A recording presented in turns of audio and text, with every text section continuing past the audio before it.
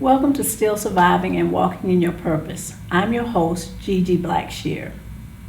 Today's show, we want to talk about closure and the role that it plays on our journey to thriving. Please welcome to our show, Dr. Deborah Williams. Dr. Williams, welcome. Thank you. I'm happy to be here. Dr. Williams, we have covered so many topics on our show. We've talked about child abuse, we've talked about domestic abuse, we've talked about homosexuality, we've talked about a number of topics and issues. And one thing that continues to come up is this notion of closure. Let's talk about what closure, what role it plays in our journey.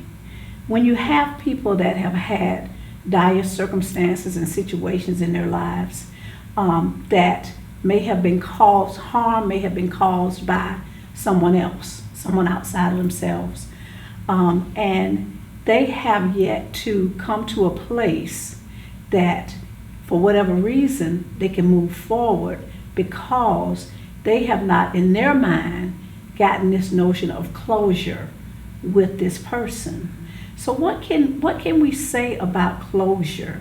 Is it important that you have it? What do you do if you don't have it?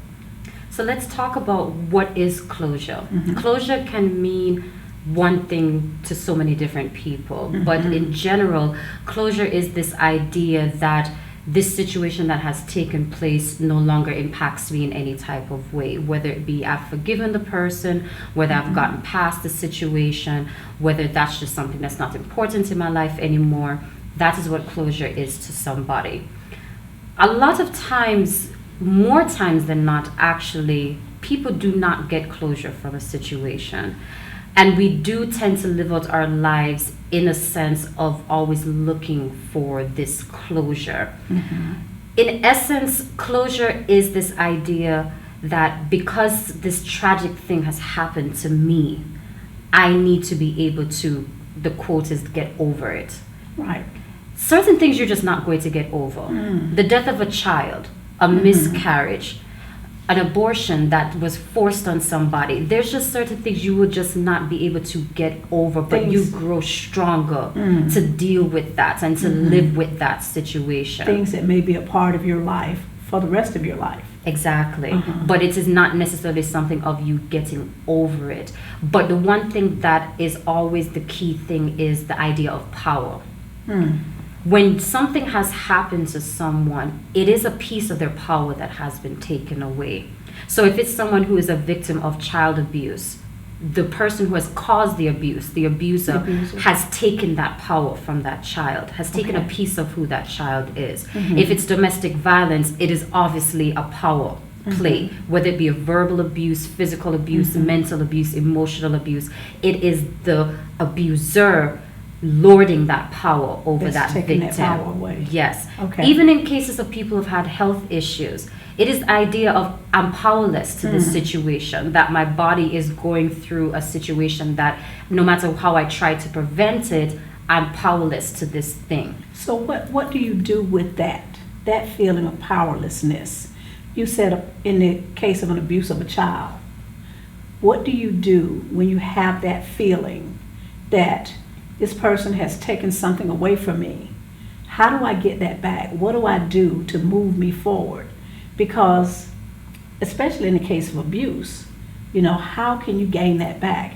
You can't physically go and take it back from that person. So what do? The first thing you have to do is acknowledge that power has been taken. Because there are many times we don't want to acknowledge it, whether it be a pride thing or whether just not even realizing that is the situation, not really understanding that the reason that this is still impacting you is because that power has been taken. Because the power can be taken, you can give your power over to somebody, you can relinquish that power, or it can be forcibly pulled from you. And so the first thing that you have to do is recognize that you have lost your power.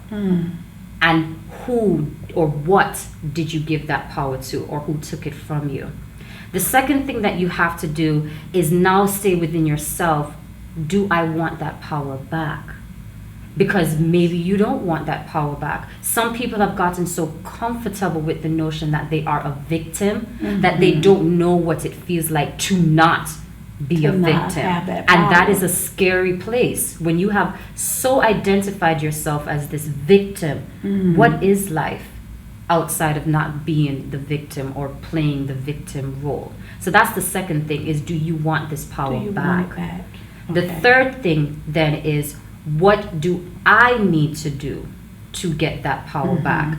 What is going to be needed for a person who was a child abuse victim versus a domestic violent victim? It's going to be two different things, because it's two different types of powers that have been taken. So what do I need to do to gain that power back? Everybody has it within them to get it back. You just have to identify what it is. So I hear you saying personal responsibility. Yes. At some point, we have to first acknowledge that the power was taken away and that we at times feel helpless, but then recognizing that we have the ability to reclaim our own power for ourselves. In the case of an abuse situation of a child, and you said those are two different types of abuse of power, can someone else, on behalf of that child, facilitate that? Depends on when it happens. I find many times with children who have been victims of child abuse, if that child was acknowledged from a younger age that the abuse took place, they were recognized that they have suffered something, and then have the right responsible adults in their life to empower that child can get that power back much quicker than a child who was put down, who was denied the ability to mourn the fact that they've lost this, or was completely disregarded because the abuse never happened. For the people around them, if they just never acknowledged that it even took place, that child has to now grow up to become an adult who has lost this power, and they now, as an adult, have to try and kind of retrace back that whole process, because it's not only just the abuser now who has taken this power, but the people who have denied them has taken power from them. The people who told them that what they said was a lie, or they completely disregarded, then their voice has no power, so now that power has been taken away. So no longer is it just this one person, but it's now a plethora of people who has taken the power from this person. And they have to now go back through all of these people who have taken this power and say, I'm going to take the power back. So it's not only just personal responsibility, but it's also finding that inner core person within you that says, I want this, and I want it back. Yes. I want to be able to move on with my life. I want to be able to go to the next part of my journey and not carry these things with me. It could be even as simple as, I just don't want to cry about it anymore. I just don't want to feel the pain of it anymore. It can be something even as simple as that. It doesn't have to be our highfalutin college level words. It can just be, I just don't want to feel empty on the inside anymore. And when you finally come to that point, then you will know where you want to move forward to. Thank you. Thank you, Dr. Deborah. We're going to take a short break and be back with more from Dr. Deborah Williams in just a moment. We're back with Dr. Deborah Williams talking about closure. Dr. Williams, Let's talk about when the abuser or the person that has caused your hurt or your harm is still in your life. When it's a person that you have to see on a regular basis, when it's a person that you may have to interact with. How does closure play in that scenario? When this person, you see them, you know what they've done to you, you know the hurt that they've caused you, but they won't acknowledge it. How do you handle that? There's a saying that I've seen before that says sometimes you have to be able to live without the apology that you'll never receive. And that is essentially what closure is. Closure is a personal journey. It is not the requirement of whomever it is who afflicted the pain on you to acknowledge it. It helps. It goes a great way.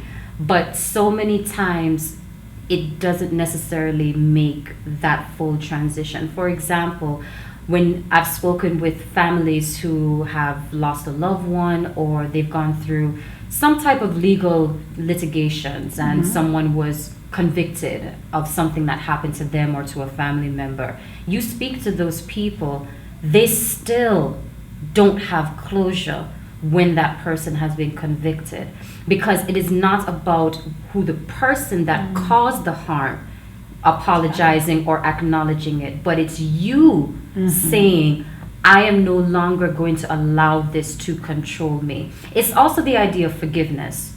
Forgiveness is not you saying to the person, you are okay with what they did to you. Right. But forgiveness is saying, though you've done this to me, I choose to no longer hold that ought against you.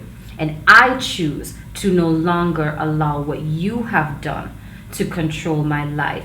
Because once this person has done what they have done, they've moved on. You're left in that situation. And many times, they have not even thought again about what it is that they have done. Right. So they're not even thinking that you're still dealing with it.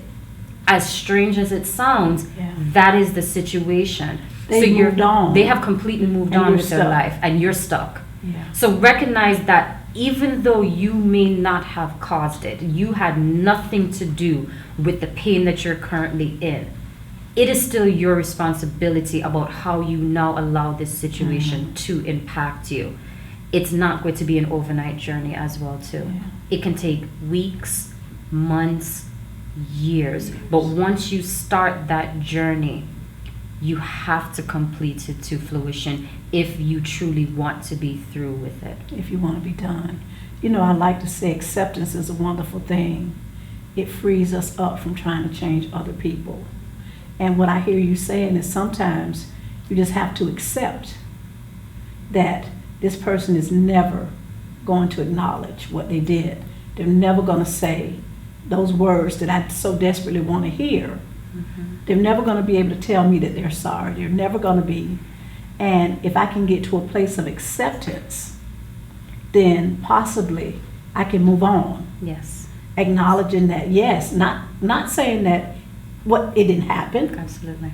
Acknowledging that it did happen, but that I no longer want to be bound by it. Yes. That I no longer want to be controlled or hurt by it. There's a training that I did as part of my doctoral program called Theophostic Prayer Ministry.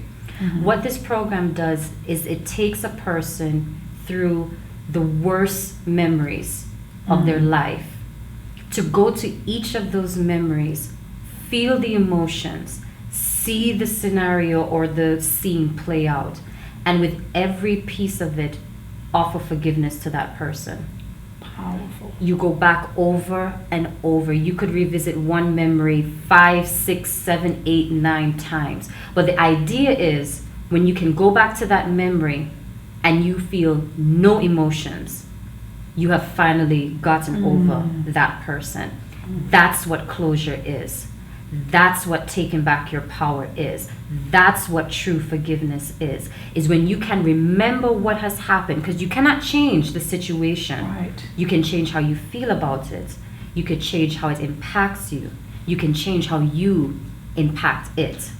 So to go to each of those memories and take back that power, take back that emotion that, yes, you did this to me, but it does not define me. Yes, you hurt me, but I no longer hurt. Yes, you took something of value from me, but now I found value again in myself. Therefore, that which you took is no longer needed because I've already found back my value. Or if it's with a health situation, so there is no person to get closure back from, but just the situation in itself. This is now my new normal.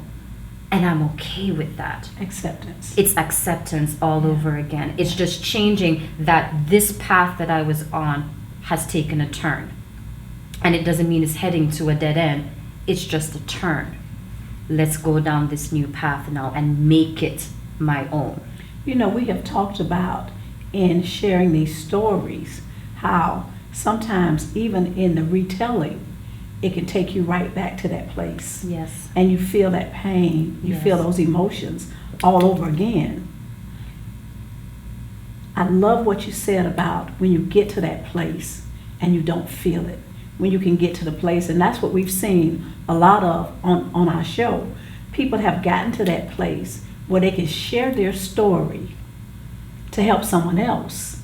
And they can share that story without feeling any anger or any hatred or any regret. Yes. They've gotten to a place where they can share those stories in order to help someone else. Absolutely. And that's when you know that healing has truly taken place. Absolutely. When you're willing to pull the covers off. Yes. And say. That's actually how you find out if you do need closure. Because sometimes events have happened, you dissociate from the situation, meaning you just completely become oblivious. It's so in the far back of your mind that you don't even think about it. But out of sight, out of mind does not equate to closure. It doesn't equate to healing either. Definitely not. No. So the retelling of it can also let you know, have I really gotten over this? Have I really come to closure with this? Have I really taken back the power? Closure does not involve the situations that created the issue. Closure just simply requires a made-up mind of an individual who is sick and tired of being sick and tired and wants to empower themselves again. A conscious decision. A conscious decision. Yes. Okay. Well, we're going to come back with more from Dr. Deborah Williams in just a moment. I did not know that I had gotten to that place of closure until I was able to see that person that caused my hurt, that caused my pain, and I didn't feel anything. Yep. And I up until that point, I wanted to kill them. Yeah. I wanted them to pay for what they did to me. I wanted them to suffer. I wanted them to know just how bad they had hurt me.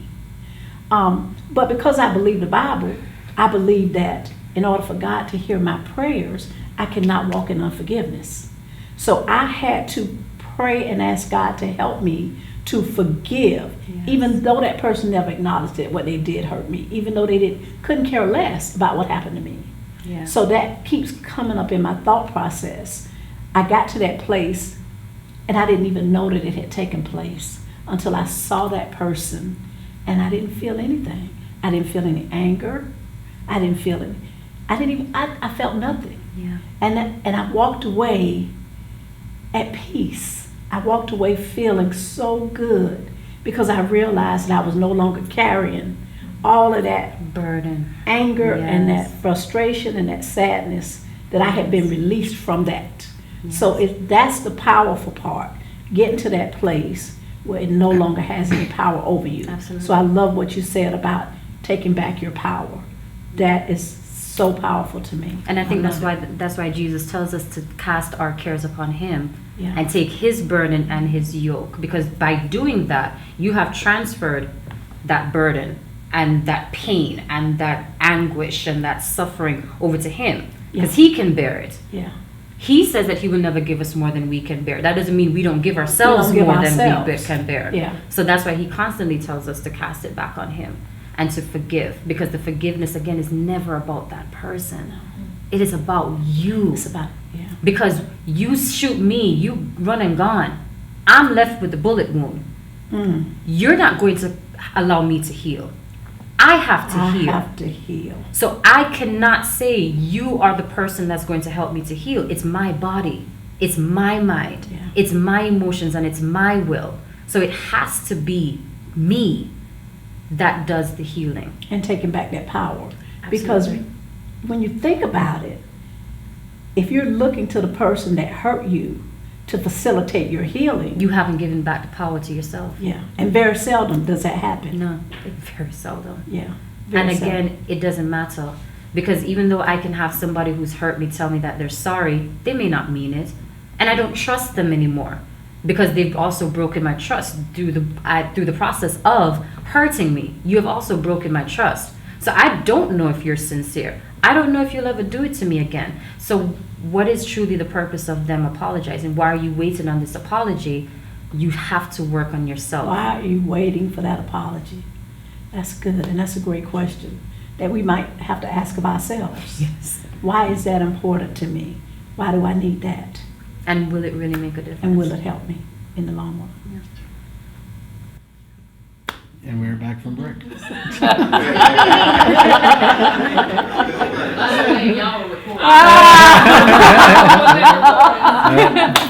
Oh, So that's the end of the show. We are back with Dr. Deborah Williams. Dr. Deborah, let's talk about closure when it comes to the thought that at times we are our own worst enemy. What happens when we have an issue with ourselves? If maybe it's something that we've done, if maybe we've caused pain to someone else, how does closure play out in that instance? When you find that you may have been the one to have hurt somebody and you want closure for that, a lot of times that is a self-actualization that you realized you have caused someone else's pain. And so a lot of times a part of that closure does come with you asking that person for forgiveness. You going to that person and acknowledging what it is that you've done is wrong. You finding it within yourself and recognizing, yeah, that was very messed up for what it is that I've done. Mm-hmm. And you have to forgive yourself. Mm-hmm. So the same ideas of what you would do as the victim, you also have to do as the victor From the other side. from the other From the side. side. But I would say that I find that when people come to that self-actualization, they're probably going to be the ones to apologize to their victim, Mhm. because that is part of their healing process as well too, is to get out what I did to you was wrong, Mhm. and I am sorry. Those will be the few times that you do find those true sorrowful Mhm. people that will come back into your life and said, you know, what I did to you was wrong and I'm sorry, because that is a part of that person's journey to their And that own person's closure healing. and their healing, And their as healing. well. Taking responsibility for our own actions and then acting on that Yes. in order to make a difference. Not necessarily for the other person. But because, just for yourself. Right, forgiveness Yes. doesn't just free someone else, It frees but yourself. it frees us as well. Absolutely. So taking that action and going back Yes. and saying, because in most cases we know when we've hurt someone, Mhm. we know when we've done wrong, we know that when we've caused pain. We're not always willing to acknowledge it. We're not always in a place where we can acknowledge it. Yeah. But getting to that place of acknowledgement Yes. will help the other person, but it will also help us to be able to move forward. And it's also a concern too of pride, Mm. because a lot of times we don't want to be proven wrong. We don't want to necessarily admit when we've done something wrong. Right. So it takes true humility to recognize when you have done something wrong to someone else. And when you come to that recognition, that becomes the catalyst through which you can now offer to a person the apology that they may have been looking for. That is when you can get to the point where you can now say, yes, I recognize that I've done something wrong, and I'm asking you for forgiveness. Because it does take true humility to put yourself out there like that. Who wants to be seen as being a mean person or Right. a horrible A bad person or a person. bad person Yeah. to cause someone pain? But when you come to that point, pride is no longer an issue. you're not trying to make yourself look like something. You're trying to find peace on the inside. And when that desire for peace on the inside is the strongest force in you, you're willing to go through very big measures to get that peace on the inside. Yes. So sometimes closure involves taking a good hard look at yourself, and doing a self-examination of what is my role in this. Yes. I want to look outside of myself, and I want to be able to point the finger at someone else or blame someone else. But sometimes we have to take a look at ourselves and say, okay, if I want closure, if I want to move forward, what is my responsibility in this? What can I do for myself to get that closure? What can I do to move myself forward? Because in this instance, it really is about me. It is. It really is. And that's about not me. a selfish thing. And that's not a bad thing. No, it's not. That's not a bad thing. No. Acknowledging where we are, acknowledging what has happened. We're not ever saying that you discredit what has happened, Yeah. but acknowledge what has happened. Yeah. And also don't discredit pulling people in to help you. We're in a society where independence is glamorized over the collective group. Find a core group of people that you can lean on. It may only just be 2 people. I have heard a pastor say one time, you probably will only have 3 good friends in your entire life. Yeah. Find your group. Always look for people that are there to build you up for no personal gain of their own, but they truly are invested in They you. care about you. That always helps, so that when you feel like you're kind of sliding back in your process, they hold you accountable. They keep you going forward. They give you that boost that you need. Relationship with good people is an amazing healing salve for when you are trying to go through your healing process. So don't deny yourself the company of others. Because that's one of the main things that happens when you're going through pain, is you want to Isolation. and go by yourself. Right. That's where depression comes in. That's where mental illness, schizophrenia, anxiety, all of these different mental issues that take place. It's usually when that person has really started to separate from people physically, and then their mind Emotionally. starts to separate within them. Connect yourself to people. And as a personal note, a relationship with Jesus Christ is a major catalyst to that healing process, because he can help you to do the work where people fall Where short. people can't. He can help you with that process. But of course, if you are not religious, you can still find that healing if you get yourself a good core group of people that will not only be your support, but also be an accountability partner. to you. Yeah. Because you have to be held accountable for what it is that you said that you're going to do. Yeah. Because we will want to stop. Pull back. Yeah. We will want to cut it. Yeah. It gets too painful. It's We too don't hard. want to do this. Yeah. But they're there to gently push you forward, to keep you focused on what it is that you're trying to do, so that you can get to that goal of what it is, which is that true closure, and true healing. And as the talk show is, start walking in your purpose, because you have survived. We have talked a lot about closure and getting to that place of being able to move forward in your life. And it's been said that no man is an island. No. Reality is we need one another. We do. We need one another, and we don't have to walk this journey alone. No. I love what you said about bringing in other people and allowing other people to help us. That sense of isolation can at times prevent us from getting the help that we need. Yes. But there is help available. Absolutely. And that's why we do what we do here, because in sharing these stories, it is helping to create empathy.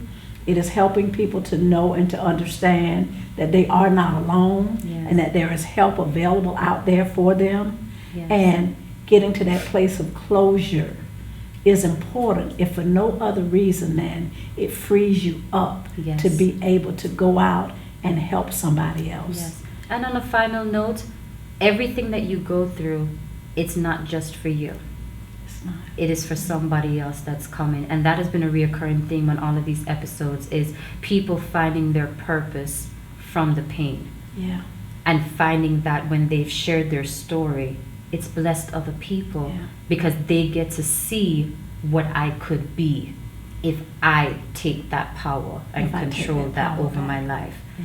So don't be afraid. That would be my biggest message with closure, is to not be fearful. Don't be afraid. Don't be fearful of Yes. what that process is going to be, because it is going to be tiresome. It's going to be grueling. You are going to have bad days, Yes. and that's okay. It is a part of the process. So cry, scream, break a few vases if that's what you need to do. Go into a room, get some pillows, hit it again. Whatever it is Whatever you you need to need. do, it is not a bad thing, but get it out so that you can go through that healing. The 5 stages of grief: the denial, the anger, the depression, the bargaining, and then the acceptance. Acceptance. And you can float back and forth, because grief is not just death. It's one thing. It is a myriad of things. It's grief that Mhm. I've gone through abuse. It's grief that I've gone through this pain. It's grief from the loss of something. So if you go through those 5 stages, you can sometimes float back and forth, Mhm. but you'll get to that final place of acceptance. And when you're there, it's a beautiful thing, It's a beautiful because thing. you see the fruits when you bless other people. And we know that the things that we go through and survive, those things are not for us. Those things are for us to use as a testimony to help somebody else. Yes. So, Dr. Deborah, thank you so much for coming on our Thank you. show. Absolutely. Thank you for having me. In the sense of closure, when you have things in your life that have happened to you, know that there is a way forward, that you can walk out of it and you can be free of it and you can still have a great life. Thank you for watching our show.